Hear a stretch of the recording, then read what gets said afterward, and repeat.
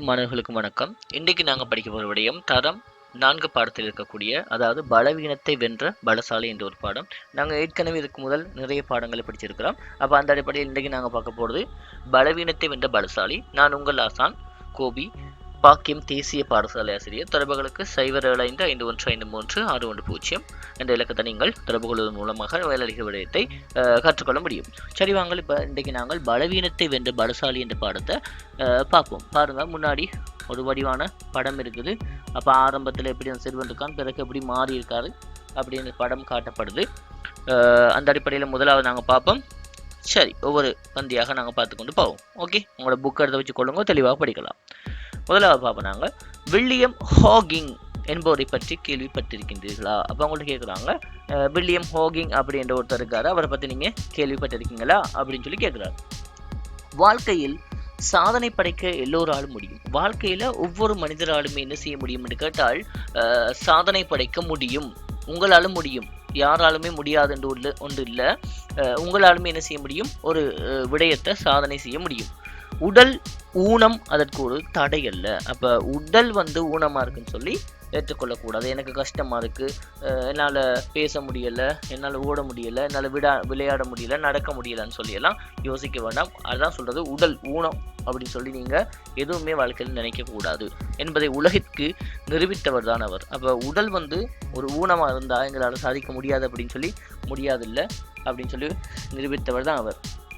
Hogging இங்கிலாந்தின் Oxford நகரில் 1942ஆம் ஆண்டு தை மாதம் 8ஆம் தேதி பிறந்தார். அப்போ அவர் எங்கே பிறந்தார்? ஹாகிங் இங்கிலாந்தின் ஆக்ஸ்போர்ட் நகரில்.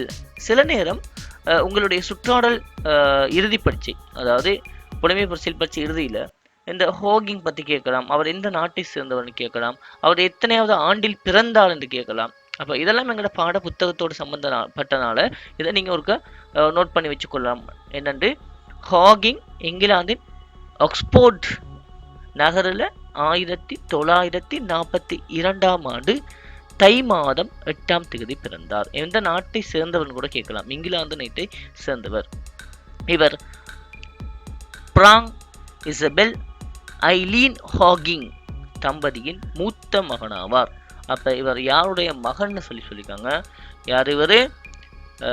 பிராங் இசபெல் ஐலீன் ஹாகிங் தம்பதியின் மூத்த மகன் அப்படின்னு சொல்லப்படுகின்றது.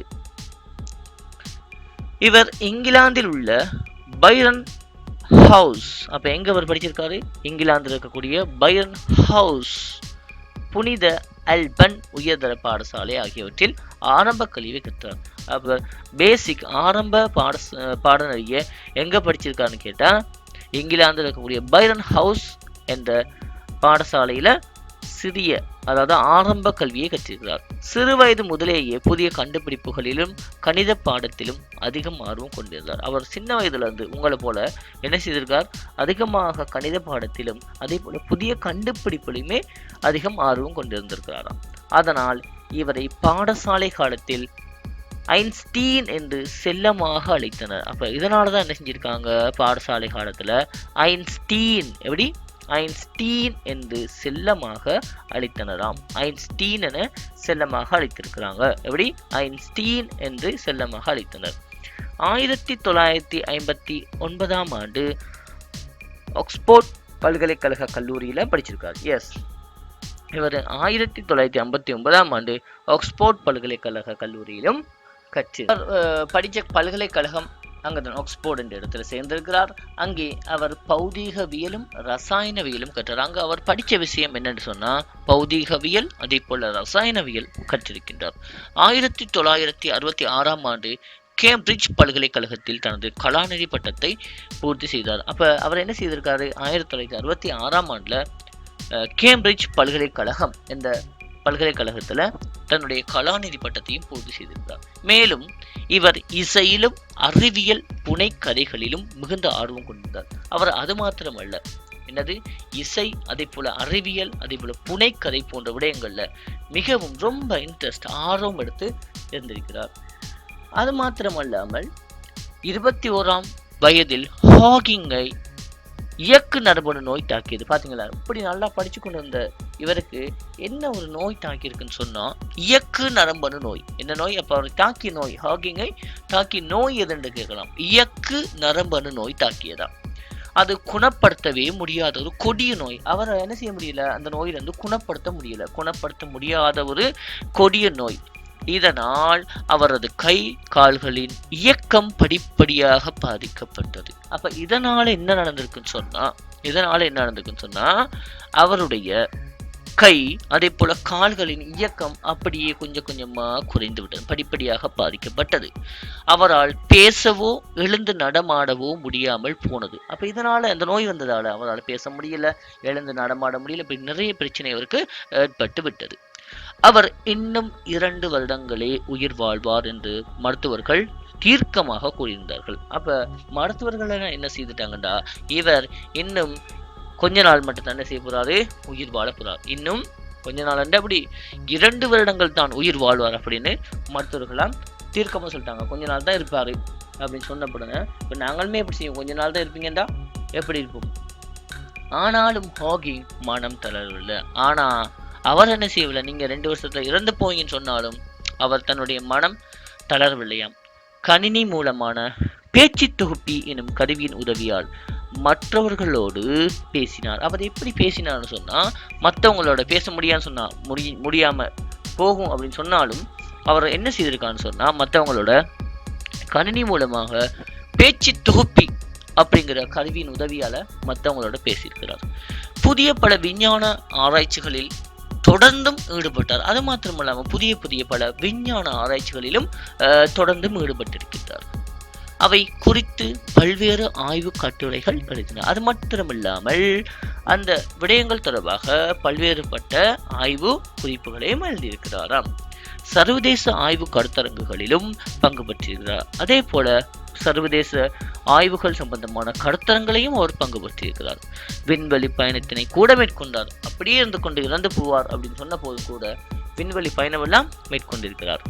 அவருக்கென்ன விசேடமாக தயாரிக்கப்பட்ட நாட்காலியில் அமர்ந்தபடியே இவை அனைத்தையும் அவர் செய்து முடித்தார்.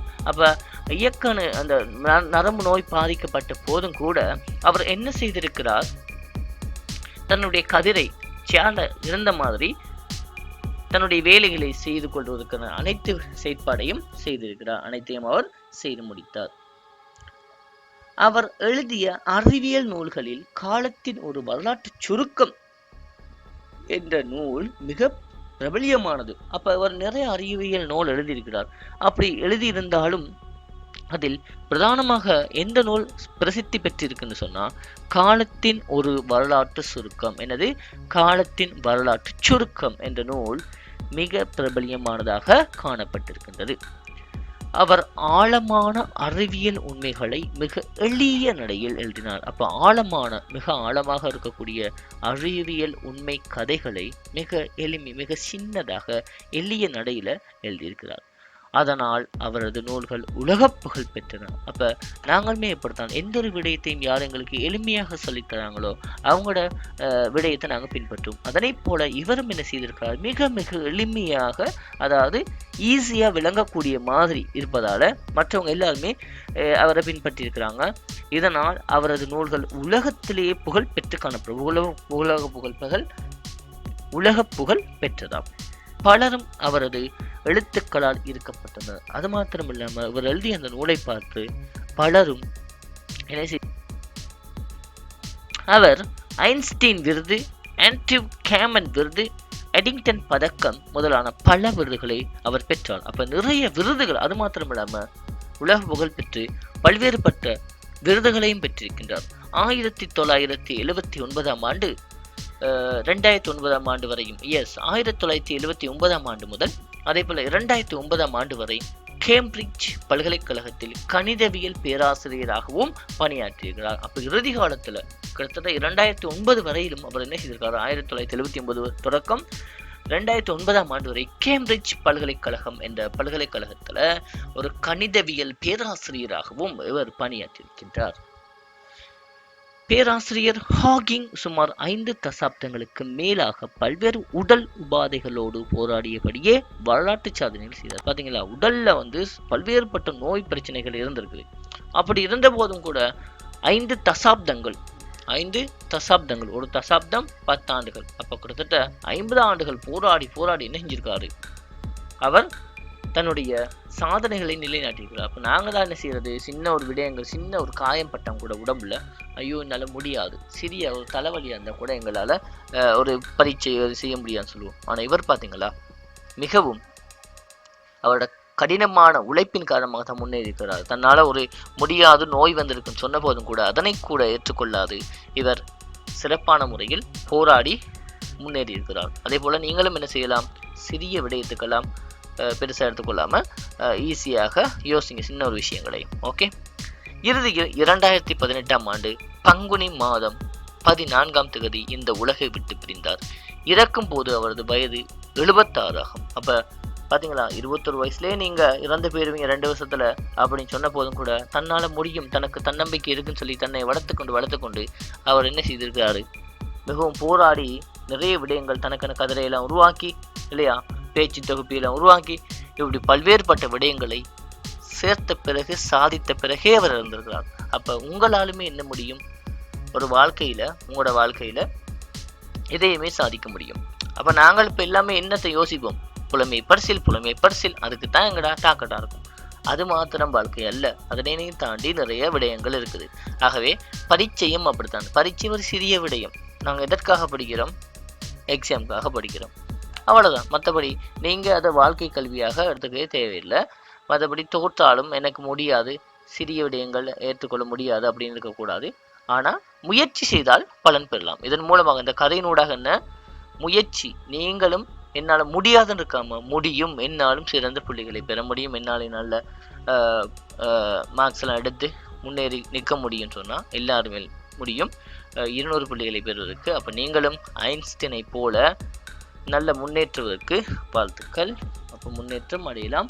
எல்லாரும் ட்ரை பண்ணணும். ட்ரை பண்ணாமல் இருந்தால் எங்களுக்கு இது முடியாது தான்.